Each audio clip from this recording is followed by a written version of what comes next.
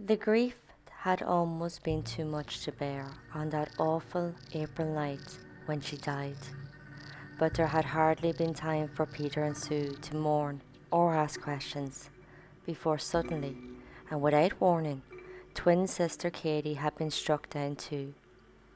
Katie's life had hung by a thread on that same dreadful day. Sue and Peter had been in torment because, as Becky was lying in the mortuary at one end of the Grotham and Keviston General Hospital, Katie was fighting to survive on Ward 4, the children's ward, at the other end. Frantically, doctors, nurses, and the hospital emergency team had worked on her, finally succeeding in saving Katie. Excerpt from Angel of Death, Killer Nurse, Beverley Allit by John Askill. This was Beverley Allit, and this is the good, the bad, and the pure evil. So Beverley Allit was born October 4th, 1968, and grew up in the village of Corby Glen. She would become one of Britain's most famous serial killers. What made it more shocking and made Beverley more terrifying is that she was a nurse, a children's nurse, and her victims were helpless little children. As she held the hands of worried parents, becoming a friend, a shoulder to cry on, their strength and reassurance, she was purposely killing their little ones, claiming to care for them. From an early age, Beverley displayed concerning tendencies. As a child, she'd wear medical dressings and casts, claiming she had injured herself to get attention. This wasn't normal child's play, imaginary or role play, as kids do. She sought attention, screaming in pain from these injuries. In her teens, she became overweight. The attention-seeking went into overdrive and she'd lash out, becoming aggressive to others. She would be in and out of hospitals, again looking for attention and sympathy. Her illnesses were always physical and ended having her appendix removed, a perfectly good and fine appendix. This caused more issues as it took her longer than normal to heal. She would pick and prod at the scar, causing more injuries or infections. She also self-harmed a fair bit too, and was known to go from doctor to doctor when they would question if her illnesses were real or made up. She went on to train as a nurse and was accused of weird stuff, like smearing poop on the walls in a nursing home she was training in. She was out on sick a lot with her illnesses. A boyfriend at the time said she was violent, manipulative, and a liar. She claimed many times to be pregnant, assaulted, and also had miscarriages before the relationship ended. With her poor attendance, learning wasn't great, and she flunked her exams. However, she was taken on for 6 months at Gratham and Keviston Hospital in 1991.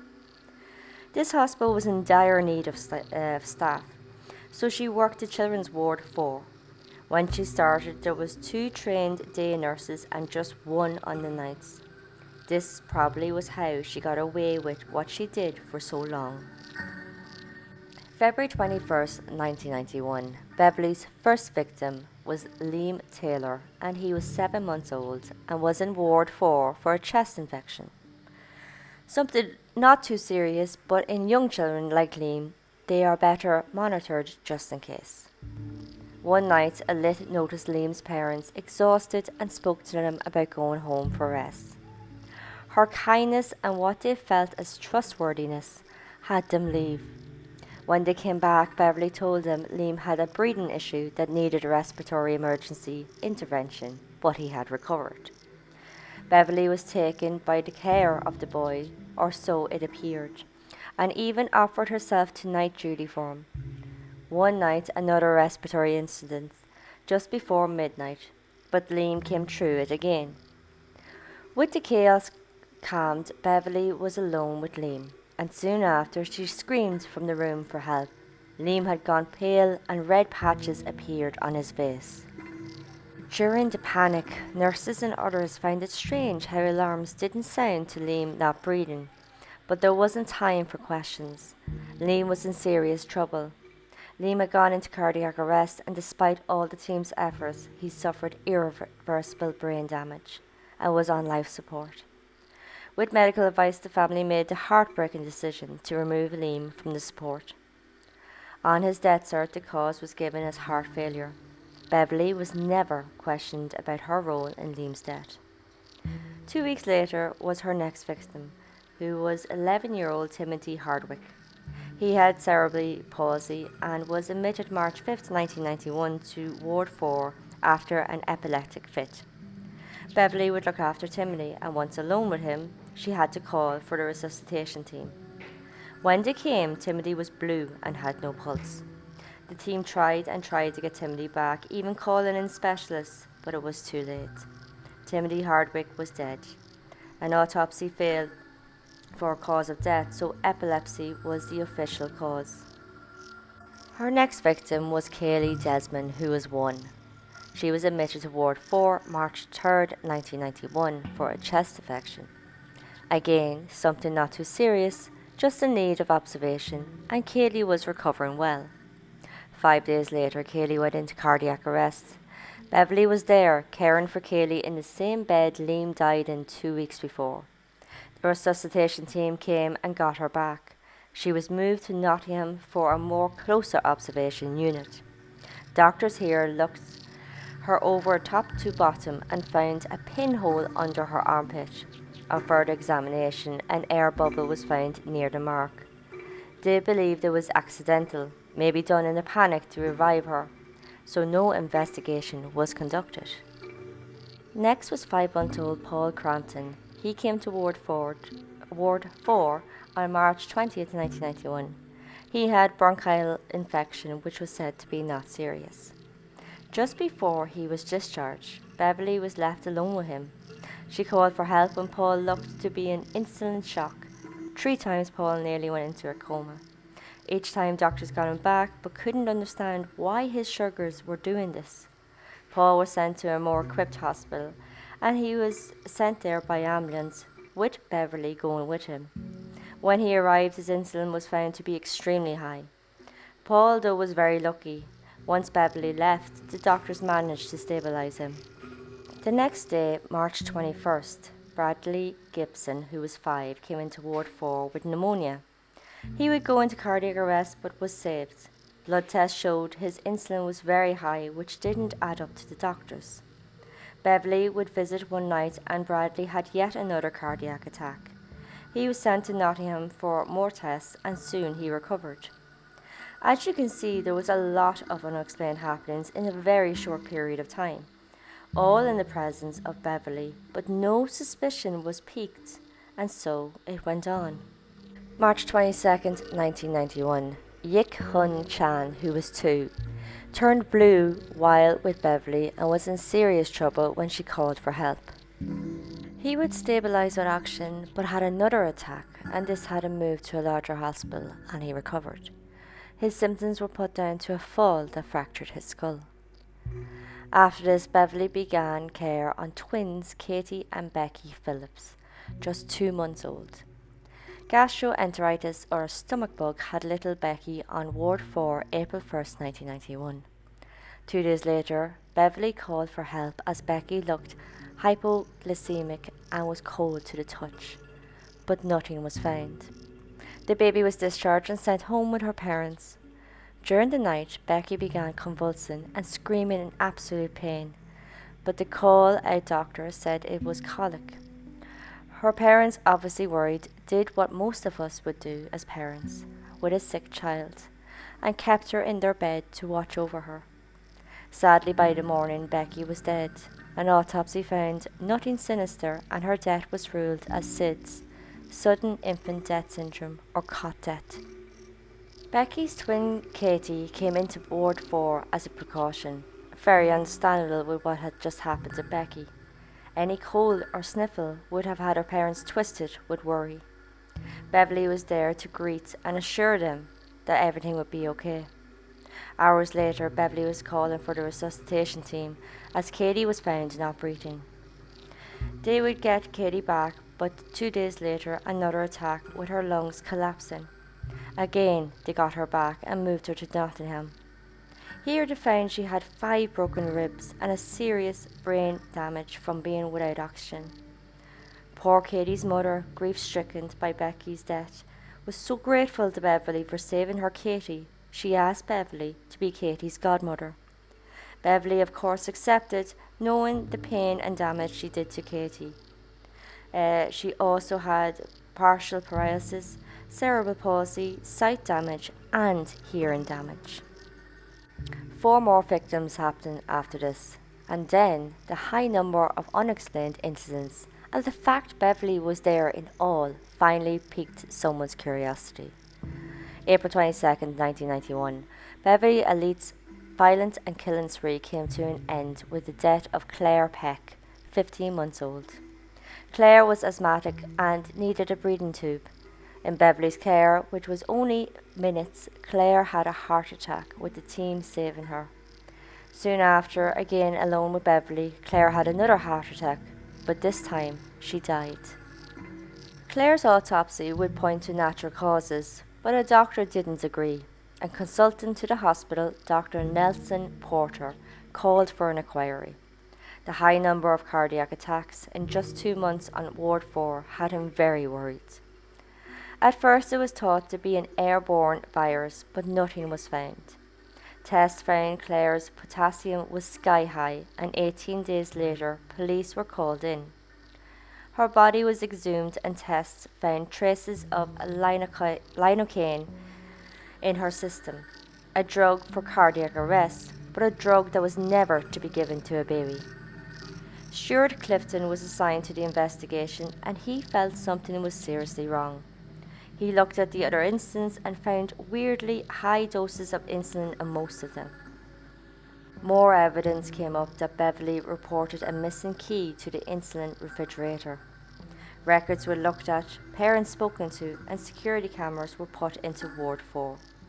When records were looked at, there was missing nursing logs, which would have been at Paul Crampton time. This had suspicion raised.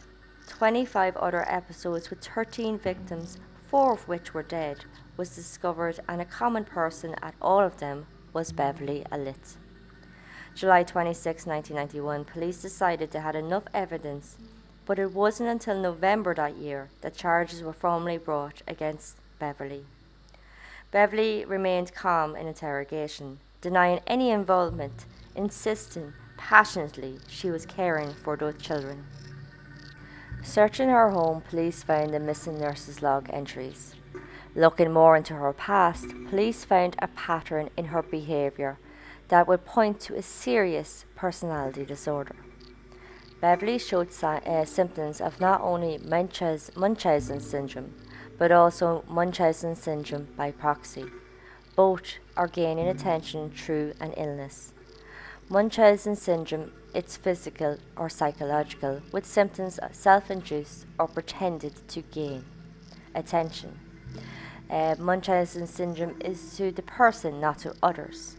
So let's say I claim I have headaches, debilitating headaches, and get attention from my spouse, then doctors, hospitals, and so on.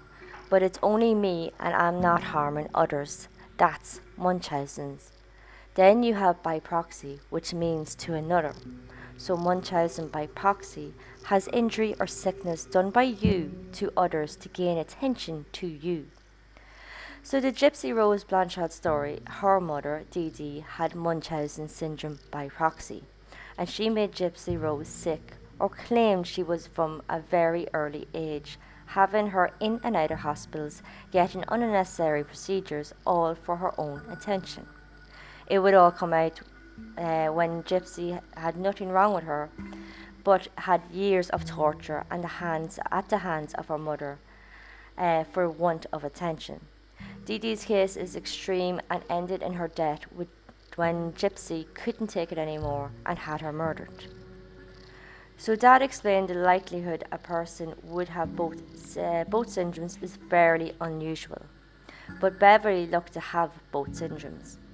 Her behaviour as a youth was Munchausen, the illness, self-harm, and in and out of hospitals and to doctors, and when this failed to get her the attention she wanted, she went on to harm her young patients in order to get attention she needed.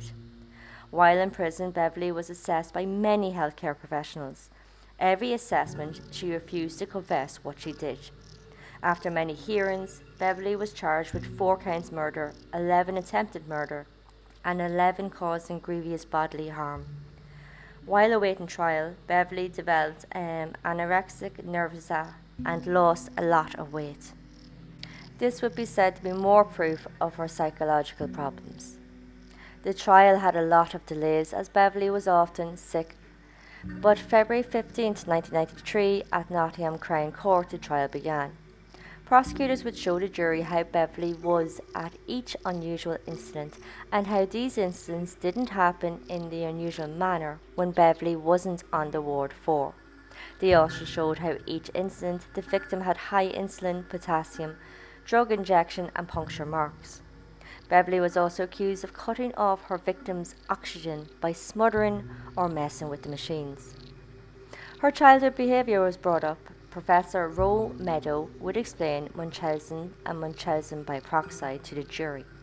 He explained how Beverley appears to have both. He would say Beverley would never be cured and was a danger to herself and anyone she met. The trial lasted 2 months and Beverley attended all but 16 days due to her ongoing illnesses. May 23, 1993, Beverley was convicted and she was given 13 life sentences, the harshest sentence to a female. The impact of the scandal to the hospital, Gratham and Keveston, was so toxic that the maternity unit was closed down altogether. Beverley Doe wasn't sent to prison, instead she was sent to Rompton Secure Hospital, a high-security housing offenders under the Mental Health Act. While here she began seeking attention again, like eating ground glass and pouring scalding hot water on her hands.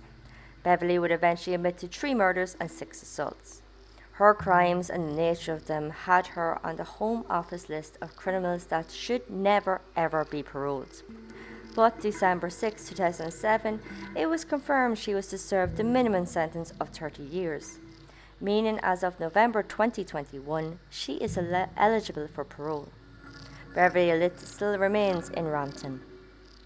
And that is the story of Beverley Allit. Hit that like button if you're not subscribed, please get subscribed and ring the hell out of that bell. Join me next time for the tale of the SS Athena, a passenger liner that was torpedoed September 3, 1939 by German submarine U-30.